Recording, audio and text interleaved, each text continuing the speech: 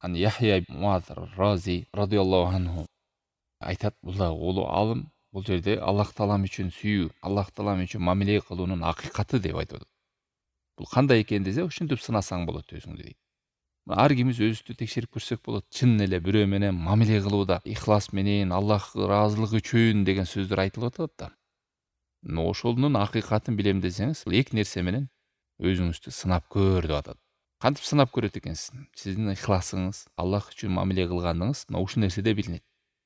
Кандай десе, сага бир адам жакшылык кыла турган болсо, же болбосо сага бир адам мындай муздак мамиле, бош мамиле кыла турган болсо, эки нерсе менен жакшылык кылса сүйүүң күчөп кетпейт.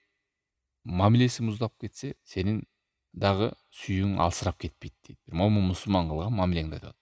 Себеби сенин мамилең ал адамдын сага кылган мамилесине жараша эмес, сүйүүң ал адамга.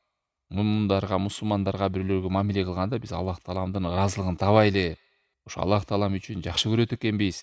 Бир дүйнө үчүн эмес, алдындагы бир адамга жакшылыгын колдонуп калыш үчүн эмес, башка бир максат үчүн эмес, биздин мамилебиз Аллах тааламдын ыраазылыгын табайлы, сообун алайлы, жакшылыкка жетейли, ушул нерсеге буйруган экен деп кылабыз.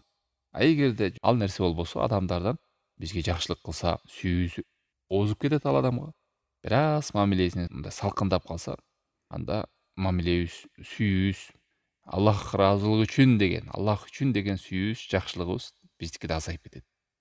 Бул ихластын аздыгы, Аллах үчүн жакшы көрүү, Аллах үчүн мамиле кылуу дегендин алсыздыгынан кабар берет. Дүйнөлүк нерсе үчүн ашпаш керек, азайбаш керек. Аллах таалам үчүн кылган мамиледе ал тараптан келген мамилесине көз каранды эмес. Кээ бир адамдар дүйнө үчүн кыла турган болсо мамилени, андан жакшылык келсе, бул да жакшылык кыла берет. Ал азайтса, бул да азайтат. Ошонун мамилесине эле карайт. Кандай мамиле кылсаң, мен ошондой мамиле кылам. А мусулман адам, момун адам, Аллах таалам үчүн кылган адам мундарга мээримдүүлүк, ырайымдуулук, кичпейилдүүлүк, жөнөкөйлүгү менен ал адам мусулман. Мен Аллах тааламдан сооп алам. Аллах таалам ушул нерсеге буйруган деген жүрөгүндө жаңырып турат дагы, мамилесин өзгөртпөйт. Ошон үчүн ихлас бул жөнөкөй нерсе эмес. Напсиге оор келет, жакшылап түшүнбөсө. Себеби ихласта бул дүйнөдө насип жок. Насип жок деген сөзү, сиз ал адамдан эч нерсе үмүт кылбайсыз. Ал акыретте Аллахтын алдында сообун алам деген нерсе гана. Ал эми бул дүйнөдө адамдар үчүн мамиле кылганда жакшылык кылганга жакшылык кыла бересиң. Себеби замат да анын натыйжасын көрүп атасың да. Ал жеңил. Мага муздак мамиле кылды, мен да муздак мамиле кылам. Мага жакшылык кылды, мен да жакшылык кылам деп натыйжасын көрүш албат. Ал эми ихласта бул дүйнөдө көрбөйсүз.